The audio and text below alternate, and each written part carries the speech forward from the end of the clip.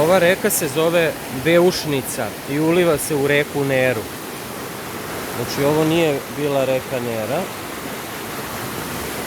A ja sad poslije dugog pešačenja sam izuo ovdje cipele i sad hoću bos da uđem u ovu reku, a 100% je hladna voda, a noge su mi se upalile od hodanja.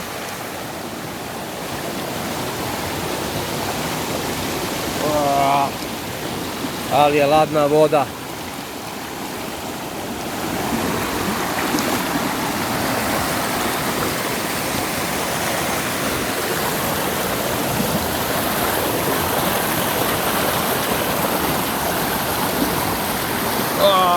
Lede mi se koske koliko je ladna voda.